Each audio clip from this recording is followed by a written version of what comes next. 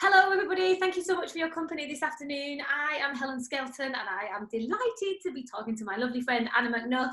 We both have books that might be up your street, hopefully, maybe.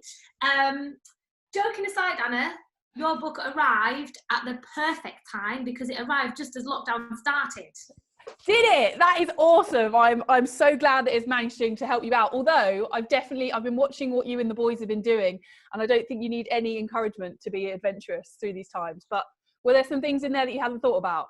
100%. I think it's weird because everybody is sort of taking a different approach to the homeschooling. So I'm at home with my 3 and my 4-year-old. I took them out of school a week before lockdown happened, and it's definitely the approach that the first week, yes, we've got all these creative ideas and we'll run cars onto numbers and we'll do water pistol bingo and all that. And then by week 4 or 5, you're like, Netflix, iPlayer, what works? So this came at a good time. One of the things we have done, look, the pages are already cracking because I've been good. Love a scavenger hunt. Yeah. There's a lot you can do with that. Yeah, because you can create your own, can't you? That's it. You can basically do what you want. I was wondering, I think a lot of people did it around Easter, so they themed it with finding Easter eggs. But there's you can be a little proper detective. I think with your kids, it probably involves something quite active, maybe some tackling halfway through, trying to get somewhere. Mine are definitely feral. Obviously, when they see other kids go out to play, they look out and they're like, oh, can I go and join in? And then before you know it, mine have opened the door and they're up a tree. And they're like, see, mummy, I'm not near the kids because I'm 2 meters up the tree. I'm like, yes, you are. Well, that's it. They've nailed it. One of them is climbing a tree. Have you got because that's the thing. One of my favourite ones in the book is climbing a tree, because that's definitely one you need to do before you grow up. Because I find whenever I try and climb a tree as an adult, I get terrified and I look down, I'm about half a metre off the ground. But do you know what? There is nothing more sort of, I don't know, it's a brilliant thing as an adult to go and climb a tree. I do it a lot, especially when I'm on my own, because, I don't know, it takes your mind off stuff, you're being active. I would definitely encourage all of the adults and the parents, and particularly the mums who feel a bit fraught, go and climb a tree. Yeah. Because you've done something active, you've used your brain, it's like a physical crossword. And it doesn't matter if you only go half a metre. No, it does, and it puts you in the moment, doesn't it? You can't think about anything else apart from where that next branch is. Yeah, I think that's a good one. I'm loving it. What else have you been doing to cope with lockdown? Are you coping as energy levels good, or are you driving yourself nuts at this point? I definitely feel like we're at fever pitch. Yeah, we're quite active and go for walks and runs and stuff anyway, so that was kind of part of our daily thing. But my kids are missing going a bit further afield. Like, my little boy said to me the other day, why do you ever take us to the beach anymore? And I was like, oh, shot through the heart. Mum, you never take us to the beach. I feel like my wings have been a bit clipped, and obviously rightfully respecting the whole stay in your kind of local area, but we're missing going to my parents in Cumbria, and we're missing definitely going to the coast. But you must be feeling like your wings have been clipped. I am, definitely. And I mean, the other day I was watching a programme, and it was about a wood in Dartmoor, where I think it's where Hound of the Baskervilles was set. And it was really, all the trees were covered in moss and it was lush green. And I watched the programme and I looked at it and I thought, oh, I really want to go there. I'll go there. And then I just suddenly remembered that I couldn't. And that's just annoying, because stuff like that, just especially when it's places in Britain that you want to go and explore. And I was supposed to be going trekking with some llamas in the Lake District, actually. And that was supposed to be last week. And I was Of course, there's this amazing place where they take you up for a walk with the llamas, and they've all got awesome names like Derek and Wally.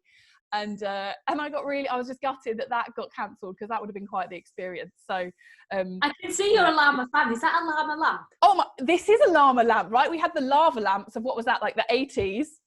This is a llama lamp. It's the best thing ever. Look at that. To every night, that just brings me joy and cheers. That's the thing. I guess a lot of people might be growing their to-go list, like kind of ready for lockdown ending. And I was talking to someone yesterday, foreign holidays might be kind of out of a lot of people's price bracket, especially going forward. So lots of places in the UK that they can go to. Top recommendations? Top recommendation. Oh, I mean, you have to go a bit further, but the Shetland Islands is one of my favourite places in Britain. But then I would just say Yorkshire, which I know obviously you're a big fan of, but I would honestly say Yorkshire for just, amazing food, friendly people, and just green. And you've got the Dales, but then you've also you can get into the higher mountains as well. So I just think, yeah, Yorkshire's for me. What about you? And actually, I think you can have a bit of an adventure closer to you than you think. Like, Yes. I was talking to a friend who's in London and was like, I wish I was back in Cumbria, I wish I was back in the lakes. And I said to him, have you been to, like, listed a few parks? And I was like, even if you do your walk at a different time of the day, it feels like a different experience. Like, go out at sunrise, or obviously, like, he's a grown-up, so he can do that sensibly. But go out, like, I was like, go out for a sunrise walk. And he's like, weirdo. And then he did it and loved it. I think it's just about mixing it up, isn't it? And that feels adventurous if you're doing something differently. Yeah, it is. I'm on a mission at the moment to try and fill in. So imagine my flat is in the middle here. And then on this side, I've got this beautiful country park, which is a grand name for basically a hill with some woods on it. And then the other side, I've got this cycling loop. And I'm trying to fill in the gap in all the trails and all the roads that are on either side. So I get this kind of nice figure of 8 thing going on. But even the cycling loop the other day, I always go out at sunset. It's my favourite time. But I did it the other way around. I went like anti-clockwise instead of clockwise. And I felt like I was on holiday. I was loving it. You see things differently. So I think it's definitely, we always talk about there's adventure on your doorstep, but it has actually brought that home. And because we're being forced to open our eyes and see what's around you. And that's what adventure's about, isn't it, really? My friend said to me that she felt really embarrassed that until the last few weeks, she hadn't done a lot of the walks near her. And she's got 2 little boys like me. And she said, I always used to do the same sort of 800 metres because I knew they could cope it. But obviously now we've got no school to get back to or no football practice. It doesn't matter if they have a meltdown halfway through and it takes twice as long, or they have a picnic halfway through, because actually they've got all day to kill. So she says she feels embarrassed that she didn't realise how much was on her doorstep. Yeah, no, the same thing with that hill across the road from me. I mean, I've been finding so many, I found all these bluebell woods the other day, which I don't know if you've got those on your walk, but they are just stunning. And again, I would never have gone up and across the hill. I always just go round it if it wasn't for lockdown. So I think it is a bit embarrassing, isn't it? We haven't even explored, and we get so het up with going further afield. I mean, one of the things I loved when I first read your book was about like how you cover basically the whole world. I mean, is there every continent in this book? Has it got every continent in it?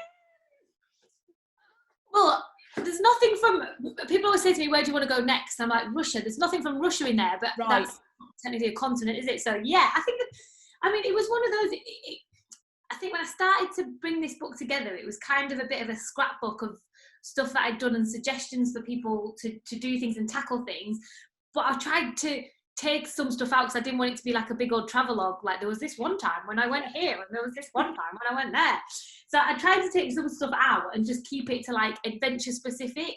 Yeah. And my big thing was, do you remember when you were a teenager and you used to get magazines that said, you can buy this top, cash, credit or check? And it was like the sort of cheap, middle and top rate version. Yeah. And I tried to do that. So it was a bit like adventures that you could spend a year building up to, adventures that you could do at the weekend, or adventures you could do that afternoon. So that was kind of, and I think adventure is all relative, isn't it? Like, sometimes people say what I love about you is you're so down to earth. Like, you've done all these insane things and you are literally Superwoman. But likewise, Helen. There's a lot of people who probably say to me, I couldn't do that. And yes, you could. Like, I don't, like, and I hope you don't mind me saying, but I don't think we'll ever be the fastest person to run a marathon. Oh, absolutely not. No. Do it. No. I mean, some people do it with bare feet. Yeah, I know. I like stopping for cake and tea too much and chatting to people to run a marathon fast. I just think if you've got the chance to cover 26 miles, or even more, like, why would you not stop and soak it up? But that's like what you were saying, isn't it? It is all personal, and I think you've got your own style of adventure. And when you are looking at these adventurers that seem really rugged and inaccessible, at the end of the day, they're probably absolutely terrified half the time, and they're doing it their way. So the cool thing about adventure is, especially if you're a young kid, like, you just got to come up with your own ideas, and whatever adventure idea that is the idea you need to do. Don't worry about anyone else. And I think what we've both tried to do is sort of say to people exactly that it's, adventure is all relative. So if you are scared of heights and you climb a climbing frame that's 1 metre, that's a massive achievement and that's an adventure. And it's about finding your line of what's scary or hard and pushing past that. Yeah. And I think what's brilliant when you do that, people always say to me, why do you do all this mad stuff? Why do you sign up for that? And I'm like, I don't get motivation to go to the gym out of thinking I want my bum to look good or my abs to look flat. I Yes, Helen. do fitness because it makes me feel good, and Yeah. it makes sort of, I think, like I've just put a slackline up in the garden for the kids. Oh, have you? Awesome. And I was like, I used to be able to do it. I've not done it for years. And I was like, for me, my motivation to do it is I think that I can't do it, but I want to prove to myself that I can do it. Yeah. And that's a really good lesson in life. I'm for always saying to my kids when they go, I can't do that, I say, you can't yet. Yes. You might not be able to do it now, but if you keep trying, you might be able to. And I think, especially at the minute where everyone's feeling a bit frazzled and a bit overwhelmed by life, having little things and breaking them down gives you a massive amount of confidence if you can, overcome that, I can't do it, and then you can. Yeah, no, I've got a rule for adventures is if you come up with an adventure idea and it's a bigger one, maybe for when you're up, like for when you're a bit older, if you feel 50% terrified, 50% excited, then that's the right idea. Feeling excited is great, definitely do that one, but there's got to be a little element of unknown and a chance of failure at the end of the day, because that's when you go through to that other side where you learn all these things about yourself and you find this amazing, this strength that you never knew you had. And I think that is the best gift you can get in life, isn't it? To realize that when it comes down to relying on yourself and pushing on, that you're able to do that. And especially at the moment, I think this is teaching everyone about resilience, because it's like an adventure's on our doorstep. We don't know what's going on. And I think a lot of people are struggling with the fact they're not in control. Like, we don't really know when the school's going to open or when work's going to go back to normal, and there's a lot of things up in the air and people are finding that difficult. And actually that's what adventure is so good for. One of the things I wrote about was a trip I did in the Amazon, and I remember the biggest learning curve for me was I took the distance, which was 2,018 miles, and divided it by the number of days. I never thought about, what if we have bad weather? What if Mother Nature says, I'm going to whip up an almighty storm and you're kayaking nowhere today, love? I never thought about that. Yeah. And the days that there were storms, I got a real paddy, and I remember being like, God, I can't do anything. Like, this is so annoying. And I just had to sit back and go, do you know what? I'm one cog in the wheel, and I just have to take it as it comes, learn to roll with it. And I think for me, that's what's great about adventure, is you're part of it. Quite often, Mother Nature is deciding what's happening. Yeah, there's no, you can't control it at all. And I think some people make the mistake of trying to muscle through Mother Nature as well, which would be similar to trying to muscle through what's going on now. Like, I can defeat this thing. Well, you can't. It's happening. And I do a similar thing on my adventures, actually. People go, the length of the Amazon was an amazing feat, and I can only imagine thinking about it would be daunting. But when I'm at the start of a long couple of thousand miles adventure, I'd never think about those 2,000 miles. I just always say, if you can wake up and go running every single day, and you manage to get up and get out of your sleeping bag and get running and on that trail and get to the end of the day, come the end of 6 months, you'll have run the length of the country. Like, it sounds simple, but that's all it is. It's just one day at a time. So I like that tool. I'm going to. How are your feet? Oh, shall I get, well, right. This is, so for anyone who doesn't know what happened last year, and thank goodness this virus didn't hit while I was doing the run, honestly. I ran 2,300 miles with no shoes on. So they're pretty good. That's normal. Look at them. There's like a little hard patch there. But ran all the way through from the Shetland Islands down to London. They're all right, Helen, actually. I love that you just brushed over that. Yeah, I ran 2,200 miles bare feet. What was so brilliant about that is, obviously I knew you before and I was just like, this is mad and that's what's brilliant. But it was so lovely meeting people who'd seen you go through. I bumped into some people who'd seen you go through Leeds. Oh, yeah. I remember... I didn't have the heart to say, yeah, I know. And they were like telling me about you. They're like, oh, you love these bullshit. And I was like, Oh, yeah. It created such a buzz that it was priceless. And I wish I could have bottled it and sent it to you, because this woman, she was so buzzing from it and she was so excited. And that woman, she ran 5K the other day non-stop, and she is not a runner by her own admission. not a runner. And That she is was what's amazing. And I think that's the thing, when people do adventures, like in the end, that the adventure, what I loved about it is it wasn't about me. And I loved that, because by the time I got to the finish, I think I'd had like 2,500 people come out and do those little runs, and they were running further than they ever had. And they were having their own little mini adventures. You know, they didn't know where they were going. They ditched their car halfway. They were getting a train back. They were meeting new people. And yeah, like that woman. And then you create these little ripple effects. So I think for anyone thinking about going and doing an adventure, realize that actually in you doing it, you're going to impact the people around you, and you're going to be encouraging them to go and do adventures and do amazing things as well. So yeah, adventure rocks. I love it. Now I want to know, Helen, what have you got on your bucket list for when lockdown is over? And I want to know from the thing you're first going to do, and then the things you'd be really looking forward to, maybe like adventure travel wise. So first of all, I'm going to go straight to the Lake District and see my parents. Oh. I'm desperate. They live in the middle of nowhere, and so what's brilliant for them is they can go out every day and walk for hours and not see a soul. But obviously they haven't seen us, so they're a bit sad about that. And see, we do a lot of like swimming in the lake and stuff like that. So I'm looking forward to that, and it doesn't matter how cold it is. I also want to go to the coast, so go over to like Sands End and Whitby and all of that. Yeah. Love the coast. And then further afield, I did a programme at the end of last year in the Scottish Highlands up in the Isle of Raasay. Did this SAS thing, which was... Oh, yeah, it's on at the moment, yeah. It was really intense. I want to go back with the family and just enjoy it, because we were getting shouted at by military people because we were doing this intense course. And the whole time they kept getting mad, because I was like, I mean, look at that skyline. Like, pick that bag up! You were smelling the roses. They were like, don't smell the roses! They were getting so mad at me, and I had to explain. So one of the other people in that was a DJ in Rudimental, so like one of the biggest, most successful bands in the world, and he was just looking at me, and I had to say to him, you know how when you hear music and it makes your heart sing, when I see that vastness and like mountains going into towns, going into coast, that to me does the same thing that like an amazing beat does to you. And he was like, oh right. Oh, good translation. Well explained. So yeah, what about you? That sounds lush. Yeah, I'm just craving big landscapes as well. I think the first thing when I get out of lockdown is I want to go and have a really nice meal out with my family. I think that's it. We do Sunday night Zoom sessions. All the McNuffs get on Sunday night Zooms, and we have Mum's doing she's organised a cheese tasting. So she's posted artisan cheeses to everyone. So we're doing cheese tasting this Sunday, but I can't wait to have an actual meal with them. God, I love Sue McNuff. She's a legend. I love your mum. Oh, she's brilliant. She loves you, Helen. She absolutely loves her. Gosh, she'll be dead jealous that I've been chatting to you today.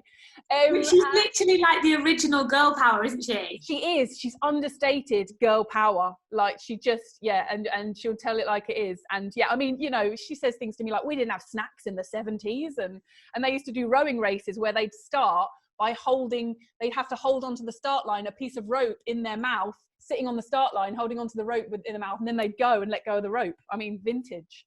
So I'm looking forward to family meals. And then I think further afield, I just keep craving like Canada, like North Canada, Yukon, you know, big trees or rivers, wilderness, that open space. I just, just to go and sit out there and be, because I think what's wonderful about this, that everyone's so connected, but I think I'm also missing, and what adventures bring you sometimes, is being disconnected from being online. And I think that's really good for your mental health. And so I'm craving that at the moment. So similar to your Scottish experience, but I'm loving it. Well, I look forward to catching up with you in person, Anna. And in the meantime, I literally, honestly, if you could see your book in real life, I'm sort of crying at the end, because I'm like, the kids are they're loving the images, they're loving the doodle. And what's great about this book is I know that my kids are picking up some of these ideas by osmosis. They might not be reading it and going, do you know what? I'm going to go and do caving tomorrow. But I know that in a month or a couple of weeks' time or a year's time, they might go, oh yeah, we could do that. And that's a normal thing to do. And that's what I love about this, is just making it so part of their everyday existence that they should be challenging themselves and pushing themselves and exploring. So thank you for this wonderful book. Oh, you're so welcome. And like I said, you know, this is taking pride of place on my bookshelf, and there are so many adventures. It is, look at it. It's even, this is how much I've opened it. It's got a bit off the corner. But this is like, no, you're amazing. No, you're amazing. But this is helping me with my bucket list. When when I'm thinking, right, what do I want to do when I get out of lockdown, future adventures, then I can have a little flick through this, and it's helping me with my bucket list. So thank you for that. To everyone who's tuned in, I just want to say, if you've enjoyed listening and hearing about 100 adventures to have before you grow up and Wild Girl, then you can, if you would like to support an amazing charity called Children North East, which the Hexham Online Book Festival are supporting. They're helping out youngsters, boys and girls, who are really struggling at the moment. So you can support Children North East. And if you've enjoyed this session, then there are loads of other sessions being offered by Hexham Book Festival. So take care. We've loved speaking to you, and see you soon. Bye.